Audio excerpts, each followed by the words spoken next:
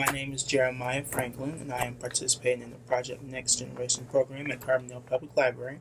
Today is November 1st, 2017, and I will be interviewing Illinois veteran Sharonda Marshall at the Carbondale Public Library in Carbondale, Illinois. Welcome, Sharonda. And let's begin with some biographic details about you.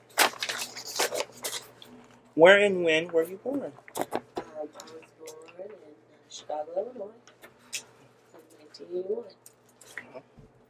Tell us a little about your family. My mom and dad are from Chicago. They both went to high school in Chicago. Neither one of them were college graduates. I am the only child of my mom and my dad, so it's just me growing up. And a lot of cousins. Okay, what are your parents' names? Sharon and Ernest Holloway. And what were their occupations? Like, where did they work? Well, my dad, he worked for a garage company in downtown Chicago. He's been working there for 36 years. And my mom been working for Jewel Osco for 36 years as well. That's my favorite story. Yes. Okay, do they have any siblings?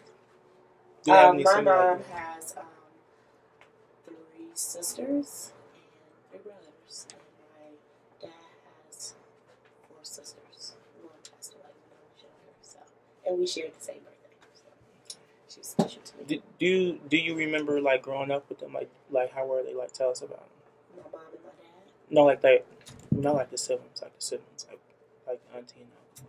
Oh, well, they were nice. I lived with my grandmother when I was younger, up to the age of 10. So I lived with most of my aunts on my dad's side as I grew up. And then about 10, I moved with my mom. Just my mom was young at that age, and she just wanted to. She had a lot of hours she was working in Jewels, and so it was sometimes overnights. And so it was just better if I had a stable home. So she let me stay with my grandmother. And I went to school with like 2 other cousins. So I had 2 or 3 aunts that lived with my grandmother as I grew up. So eventually I moved on to move with my mom at the age of 10. And I didn't have a lot of relationship. Well, just a lot of contact with my mom's family. As far as her sisters, like I've seen them often, but not that often. My mom lived with her mother, so that's another. I lived with my grandmother on that side. One time I lived with my mom, until I was about junior high. Was the first time my mom moved on her own with me, so I just lived with her pretty much till I graduated high school. So growing up, what was your favorite subject in school? I always loved math. I hate math. That was my favorite subject, and I still love math to this day. That's one thing I do love teaching is math. So, and that's just my passion. I always loved teaching math, and even as a young kid, I always loved teaching. Like helping people. I know. I thought I was a teacher at 5. So even with my little cousins, I used to play teacher. Like, no, we're gonna play teacher. You're gonna listen. So that was just always a passion. So, what did you do for fun outside of school? Like, what was your well, I was in high school. I was a dancer. So I did Signettes. Was what it was called. And, I went to Thornwood High School in South Holland, Illinois. When I was my sophomore through senior year. My freshman year, I went to TF North, which is Thornton Fractional North in Calumet City. So, and I did cheerleading there. So, but other than that, I babysat too. So. That's one thing that I love to do. Okay, I was around babies, so. Okay. So, did any of your other family members like serve in the military before you? Yes, I had an aunt who just retired maybe 4 years ago in the Army. I had a cousin who was in the Marines. He went in 4 years before I went into the military. I had an aunt who was in the Navy, and I decided to go in the Air Force, just a different branch of service. So we had someone in each branch of service except the Coast Guard. In which branch of the military? Well, I don't have to ask that question. Yeah. Oh, why did you choose the Air Force? Why did you want to go? Well, my mom, she didn't know a lot about financial aid and loans Grants. So when I in Pell Grants, so even though Pell Grants would have been available for me because of like her lower income, but she thought Pell Grants and loans were the same, and I would have to pay them all back. So just miseducation of the adults. My family did not know how college works because they never been to college. So she just told me a good, hey, you're going to go to the Air Force. It'll be the best thing for you, and they're going to pay for your college. So I said, okay, try it out. And so junior year, I knew that's what I was going to do. So my senior year, I took the ASVAB in school, and I was ready by. I was supposed to leave in August, but I didn't leave until November. So. And how old were you when you enlisted? I did an early enlistment, so I was 17, so they let me enlist with my parents' signature. So as soon as I was finished high school, I could leave. Like I said, I had until August. I think it was August 10th, departure date. But my grandmother passed away 2 days before my birthday, and so I decided not to leave right away. But I ended up leaving in November. And where did you go for basic training? In the Air Force, we go to San Antonio for basic training.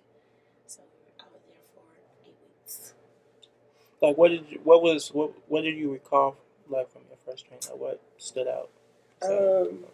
Well, it was different from me than everybody else's experience. So everybody else had this experience of the day one, they get off the bus, they're yelling in your face. But I didn't get that experience because I came later in that week. So we were supposed to win on a Wednesday, but I didn't get that till Friday, almost Saturday, early Saturday morning. And so we missed all that. So I didn't get the yelling in my face the first day, so it was okay. I got off the bus and I went straight to bed. That's all I remember. But and they usually call that 0 week. So you come Wednesday through that Saturday. They don't even count. That's called 0 week. You don't even count that week for the 8 weeks. 8 more weeks you have to be there. But it was a good experience. I know that we have like we have girl barracks and boys barracks, but they were in the same like actually barracks, like meaning the same building. So like we were upstairs, the boys was downstairs, and we would call our brother flight.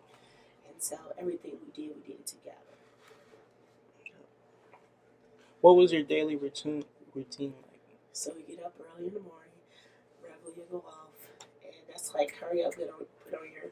We just have IPT gear, which is like physical training, and we go put it on, dive out the door, go downstairs, and line up, and wait for everybody to get there. Once we're there, we go. And it's dark. It's like 4:30 in the morning, and we get there. We go into. We march to the field. We run. We do sit-ups, push-ups every morning, and we have to do an hour and a half every morning. So and then we'll come back. We clean up, get in the showers, get on our RBDUs, and then go to breakfast. And breakfast was like we still line up in our every time we go somewhere, we have to line up in our position so we can.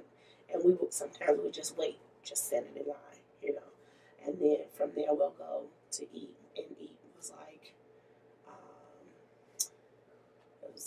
like the first week, of course, they yelled at you all day. So as they get you getting your hurry up, get up, and you like this. And of course, I'm so timid when I was younger, and I was just like this the whole time, and you had to eat in like squares. So you had to pick up and go like this and put it down, and like that's how you had to eat. Like if you weren't, they would yell at you. You had to get up and leave and take your tray away. But that's what I remember the first few weeks. But after that, I think about the 5th and 6th week, they were normal. We go in, sit down, and it was a lot relaxed. They let us eat enough time, get up and leave. So. Did you have any favorite instructor? What was your? Well, my instructor, his name was Sharonda, and he was hard at first, but he was funny. And we had this thing called Amnesty Hour, the last day. I'll never forget it. And like some of the girls would do. I never thought like people would sneak out and do things, and it was like You left? Oh my God. Like, that was just, it blew my mind. I'm like, well, I snuck peanut butter from, downstairs. It was in my pocket. They like, peanut butter? Like, hey, I was hungry. That's as close as I got to like candy was peanut butter. So that's just different little things that I remember. I know I got in trouble a couple of times for laughing. Like me and the girl was walking, we got these 341s is a paper you hold, and if you got more than two pulled and you were out, they would send you down to the commander. So you're in trouble. Um, Sometimes people wouldn't come back because they get washed back a week. So that means they have to go back. They go to a different squadron and go back to that week. So if you're in the fourth week and you get washed out, you got to go back to the fourth week and do it again at another squadron. So that was hard, but I got to a point where I cried. I was in the commanders. I was like, I just don't want to go home. Called my mom, and it was like so close to graduation. I called them and told them, don't come. I don't think I'm gonna make it. Don't come. But they said, all right, you try it again. And I went ahead and I made it, whatever. And my mom was like, I still regret that I couldn't be there. I'm like, it's okay, Mom. It's all right. But yeah, that was my traumatic part of basic training was the only part. So throughout all of this, like, what was the biggest challenges like that you faced throughout? I think being,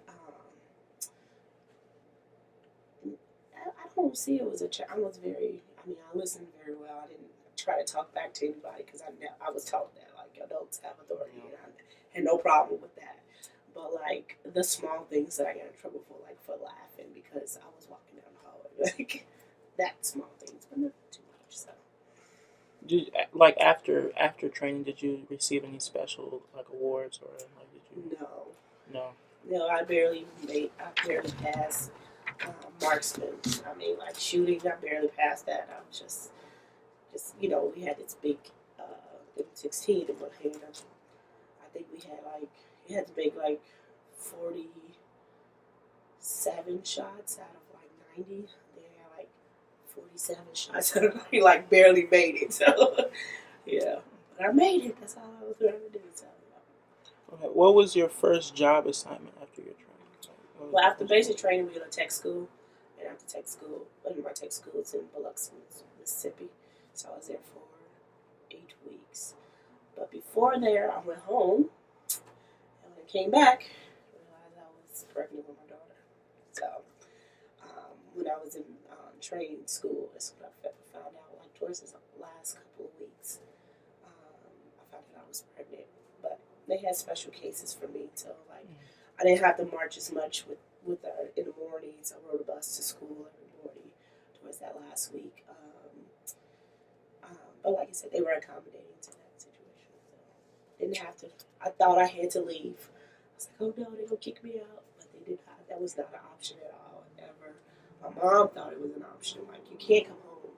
Like you have to stay there. Why would you do that? But they was like, no, you can stay. We have benefits for you. So that was a blessing in disguise. So, Where were you stationed? Like, so after that, I went to Florida in Herbert Field, Illinois. Herbert Field is close to is in Fort Walton Beach. So I worked on Herbert Field, but I lived in Eglin, on Eglin Air Force Base, which is like right around the corner from each other. This all is in Fort Walton Beach, but it's just two different bases. I worked at a special ops unit. So this was the first time I actually had a top secret clearance. So I worked in what we call a skiff. So only people that goes into this building was people who had a top secret clearance. So part of that was I had to do a background check. They had to go back to my family in the neighborhood that I lived in and ask questions about me as a kid. But we worked with special operation students who were pilots to work on this, the like secure networks for the military. So I was just support staff. So I would get the classes ready. I would make sure all the computers are working in the classroom. I would like type up all their names as they went through the classroom, as they go through because it was about a 12-week course. and that's what my job was, just supporting the school. So that was my first duty station. Okay. How did you get chosen for this assignment? I don't know. It was just random. I mean, that was because it was my what we call it AFSC. That was my job, and that was the opening. Was the information manager, but like I said, in order to be at that squadron, because they needed that job, they needed that type of person. They had to have that type of clearance. So that's why I got that. Yeah, and it's like if you don't get if it wasn't your security background check didn't go process, then they would have moved me somewhere else. But because I had a clear background and yep, I was able to work in a top secret clearance. I had a top secret clearance for 5 years. I had a secret clearance for 10 years. So How many women were in your division? in that unit there was one, three. So my supervisor and two other support staffs that worked in the office for the commander. And that was it. Did you feel supported by all of them? Like, did you? Yes. Yeah. Yes. Like I said, I was pregnant at that time, and a single mom. So very supportive. They gave me, my baby shower. They helped me move. They helped me get a car, so I can go back and forth to work. They helped me get housing outside of my duty station. So I wasn't on station at all. So yeah, they were very supportive. I mean, I learned a lot of parenting, and all the women were parents, so they were all moms, so they kind of helped me in every endeavor that I Well, were you stationed anywhere else on your assignment? Like, had. When I was stationed in Florida, September 11th happened, so I was there for about only a year after that before I got orders to England. Now, the only reason why I believe I got orders was because I changed my dream sheet. And your dream sheet is like all the places you want to go. Then I remember doing that like when you first go into the military, you have a dream sheet. You're like, oh, I want to go here, here, here. Well, then I'm at my first unit, and I'm like, oh, I can expand it. Like, oh, what? And everybody's talking about it, and all my friends in the dorms, and I'm like, okay, let me go add this. So I add all these places to my dream sheet, and then a few weeks later, I have orders to England, and I'm like, scared. Like I'm about to move and go to England across the ocean with my daughter and nobody else. So, what did you do, like, mentally to prepare yourself to go overseas? Like, what did you do? a lot of prayer. It was a lot of prayer because I was scared. I mean, just to go from um, being in Florida, which I still was about, well for my mom, but to move across thousands of miles away was good. I knew it was going to be hard, but I mean, I was ready for it because it's something new, and I was always up for a journey. Yeah, let's try it. Um, but when I got to England, my mistake being there was when I first got there, I moved like 45 minutes off base, so I wasn't on base. I wasn't near a lot of Americans at all. So and then by the time I got to my house, it was dark. And then, it's just, I think for the first year, I felt like really depressed because I wasn't around anybody I knew. And I think my supervisor at the time, Rodney Kearns, he always asked about me and my well being. And he was a Christian as well. And he always talked about praying for me and everything. And he just knew something wasn't right. So he eventually talked about like moving me on base, and which I did after the first year, moved closer to my job. So that was so much better. What were your first thoughts like as soon as you came? Like, after you arrived, like, what were your first thoughts? Was it beautiful? Well, it was nice to be somewhere different. It was gloomy all the time. About when the sun gonna come out. Should have known it's England. But I just really wanted to go to London. That's all I kept saying. I can't wait to go to London, and we did. We went to London, me and my daughter and a few friends, but to be on the other side of the road driving, that was our biggest. in an American car. So not only am I on the other side of the road, but everybody else on the other side of their car on that side of the road. So it was a little difficult. It was weird. Yeah, it's very weird. What was like? What was your housing like in UK? It was very nice. I had a 2 bedroom. When I moved to what was called Down the Market. Down the Market was about, like I said, about 40 minutes away from Milton Hall, and it was a really nice, brand new housing. 2 bedrooms. I think it was like a townhouse. So I had somebody on the other side. But like I said, I was the only American there, so I didn't venture out much. I just stayed in my house.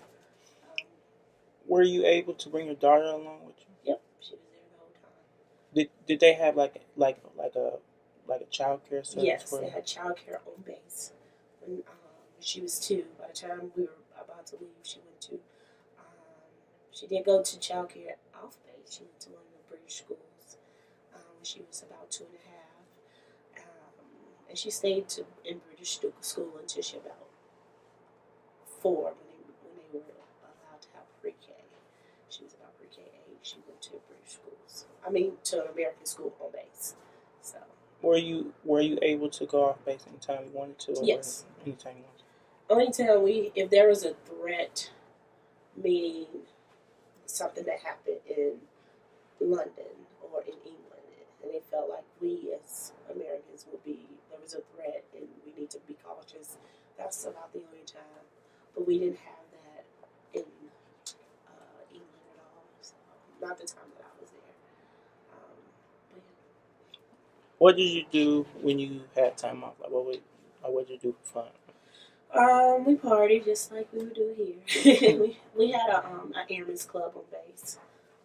So we used to go to the airmen's club or the sergeant's club, whichever one was there. Yeah, hang out with my friends. Like I said, we went to London a few times and just to go to the mall. But yeah. Did you miss home? Did you like keep in contact with everyone? Oh, I missed home a lot. I called mom a lot. And yeah, I really did. I cried a lot because I wanted to go home because I was so far away. Were you able to visit? I visited home maybe twice in the 3 years. We can take a shuttle from the base to Baltimore, and from Baltimore to Chicago. Oh, what was your job initially? I was an information manager. So part of the information manager you work is you take care of files. You make sure that like all files are in like some kind of order, and then you make a filing system. Meaning if it's online or if you just have it in order in file cabinets, and you maintain files. And then the other part of it was computer support.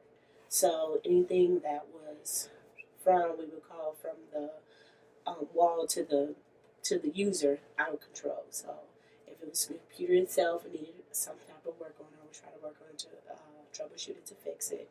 If computers, copiers, any type of thing. But it was from the network on, there was another person that worried about that.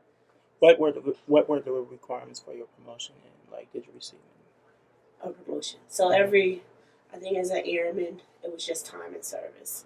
As from airman basic through senior airman. After senior airman, you had to test. So after it had to be after 3 years, and like I said, I think it's 3 or 2 years, and then you test in your for your AFSC, which is your job. So they give you a paper, or you have a booklet that you study. It's about this thick. It's different per AFSC, and then you study to pass that test to get to your next grade. So I ended as the E5, which is a staff sergeant. So. Was it easy or was it difficult? Wasn't difficult because I studied hard for it. Like I said, everything that I needed to know was in that packet. It talked about it's just like it's like training, and it's just more in depth of what you already know on your job that you were doing. And the good thing about it is because you're doing so much on your job training, that a lot of it you already knew by heart. So Did you have any best friends or friendships up there? yes, You had a lot. a lot of best friends, a lot of friends that moved away, and like I said, eventually we still stay in contact. I have when I was in England, I had a neighbor, and she kept my daughter some days before I put her in preschool, and so we still stay in contact. She lives in Baltimore, and my, like I said, she had one little son, and he was like a year older than her, so it was good to know somebody and had somebody for her, my daughter, to play with too every day. What was the best day overseas in England? Like, what was like the best day you remember that stood out? I don't know. I had a lot. I mean, it was good days pretty much every day. I mean, like I said, it wasn't a hard job. I worked from 8:30 to 4:30 every day, so it was Monday through Friday. I had my weekends off, so every like I said, I go to work, come home, get my daughter, and that's my daily routine. And it wasn't bad. That was something great, and serving my country at the same time. So Was it a bad, like, what was the baddest day? Like, what was the worst day? the worst day I would say was getting a call on, like saying that a few of our soldiers from our squadron at the time, because when I was in England, I was at two different support squadrons. I was at a support squadron for what was it called? It was the 7th SOS. So I worked for pilots, so who pilots and aviators and navigators that worked in the C-130 airplane, and they were doing a mission, and we had a lot of people deployed in Africa, and so one night they were doing a mission run, like just train, and their plane, I think the way it would have some mechanical issues, and somehow it it like landed, but it like crash landed, but it didn't like slide. It kind of like hit an air pocket, and everybody on there died. So there was a few people from our squadron, you know, that that had passed away. So and then a lot of support staff as well. How were you involved in the Afghan Iraq in conflicts? Like, how did you? So then that part, that was when the people who were gone, they were part of that mission on OEF and OIF, and we were to support staff for that. So I worked with the 7th SOS was the support staff for those missions that were going back and forth to support IEF and OEF. So and I worked in this, like we worked. Sometimes we worked 12-hour shifts, so I would have to take shifts and I have to sit at the desk and listen for listen for if they need something like back home and kind of relay the messages back and forth. So, When did you decide to leave the military? I think I was like the weather there was very bad, so somehow I was constantly sick, which is not any better here. Constantly, it's just the runny nose, and somehow I developed asthma. I don't know how, and I was having a lot of breathing issues. So my option they gave me was to leave. They asked me if I wanted to have a medical discharge. It was available. And I was thinking, what will my options be when I leave? So I'm thinking, okay.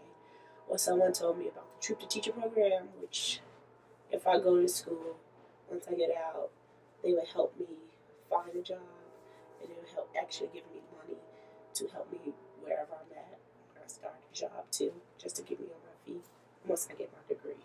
So I looked into that program, and it helped me out. Like I said, my first years of being out the military and being the new teacher helped a whole lot. So, What month and year were you discharged? and I left England in September, but my month would have been October 5th. My actual day is October 5th, 2005. How was the transition from military life and civilian life? It wasn't too difficult. It was just different when it comes to like working in a civilian life, it was that type of thing. Like when I got out, I worked at Target, so it was like different. Just trying to be. Like I wore a uniform, okay, I could do that, but just the same thing over and over, and it was just difficult just to be in that environment. I'm like, this is not what I like. This is not what I want. But I'm doing it right now because I need money and I have to. But it wasn't as bad. It got better once I moved and came down here as I started school. So How were you received by your family? How were you received by your family? oh, I actually lived with my mom that first year when I got back.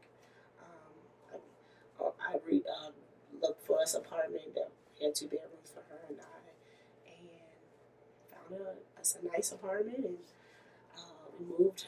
Like I said, we moved to Richmond Park. My mom still lived there, and it was close to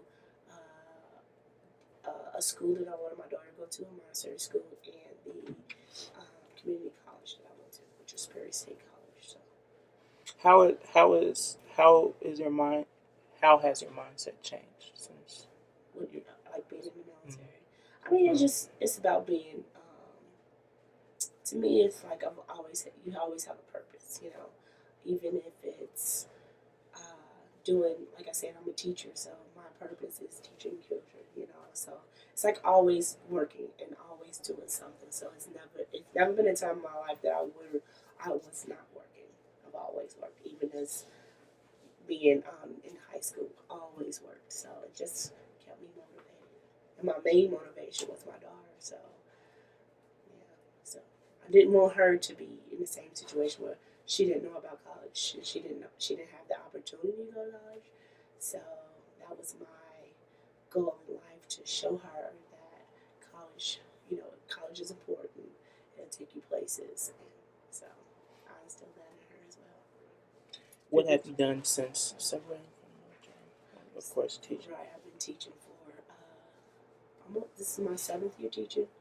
After that, I'm like, when I got in the military, I did a couple of courses at Perry State College.